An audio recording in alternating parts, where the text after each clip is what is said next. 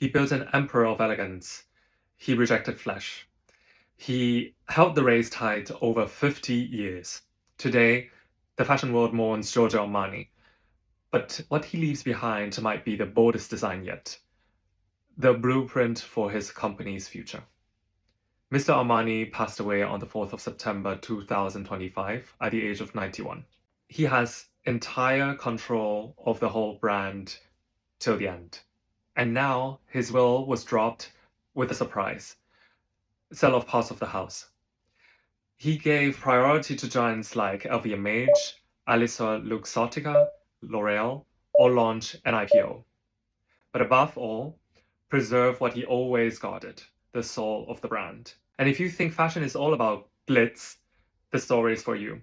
Because this is more than just a label. It's a case study in how luxury lives and breathes beyond its founder.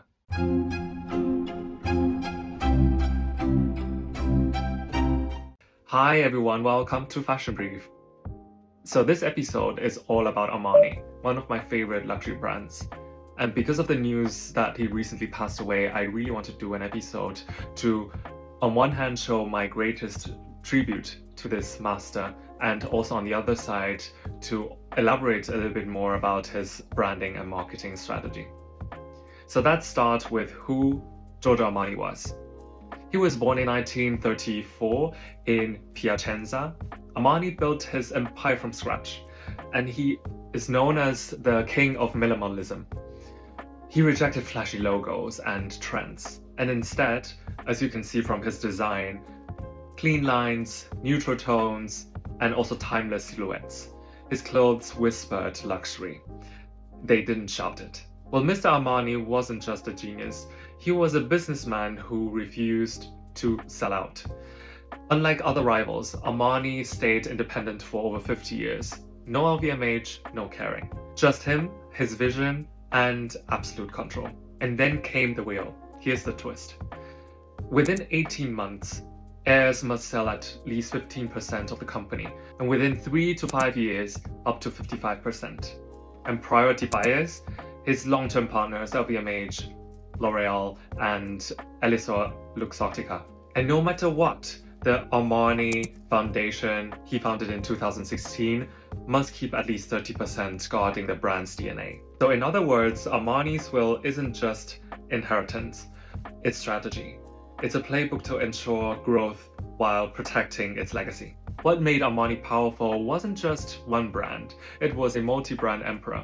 Think of it like a pyramid. So let's start with the peak, highest point of the pyramid, the brand Giorgio Armani. It represents luxury, red carpet, and haute couture. Collection Privé is the haute couture collection that represents the utmost value of the brand.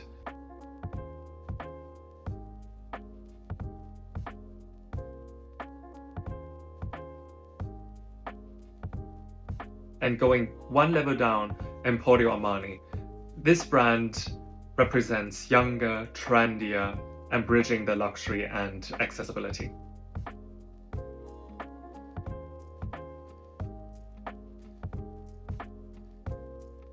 And one level down, Armani Exchange / Armani Jeans.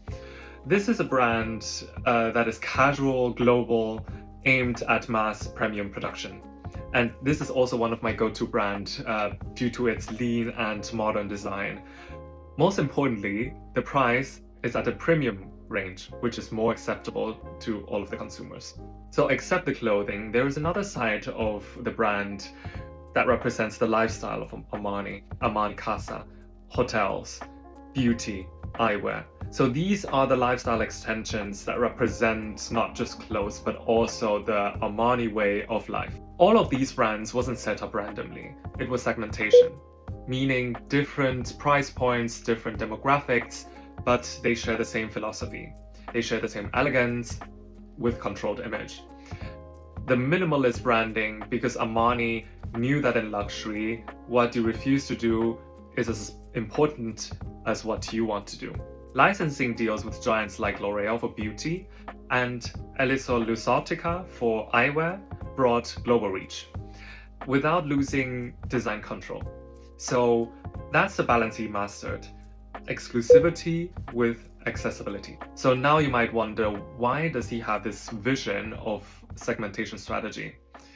By reading through his biography, this most likely comes from his past experience until he created the fashion emperor. In the early 60s, he found his job in a Milan famed department store, not as a designer, but in a sales department, later creating window displays. There, Armani learned what customer wants. So he studied fabrics, colors, and psychology of buying. He watched trends rise and fall. And so it was fashion from outside in. And it planted the seed for what would come next. And 5 years later, destiny intertwined. Mr. Armani was hired by designer Nino Cerruti to design menswear. And suddenly he was inside the atelier, learning tailoring, cuts, and construction. And as we know that Mr. Armani has no formal fashion training, he studied medicine before, but he had an extraordinary eye. He streamlined suits, softened lines, and created a new masculine elegance. He plays around button placement, which is why his clothes look so elegant and those drape look so effortless. This enables wearers to decide how they want to wear the shirt. And he's a master of structure that is making all garments so effortless. It was a quiet evolution. And where menswear had been rigid and formal, Armani introduced comfort and fluidity. Clothes that men wanted to wear, but not they had to wear. However, there are many fashion critiques think that there weren't so many changes from his fashion shows. Because I have to say those changes are very subtle. It evolved over time, but not so many people realize the difference.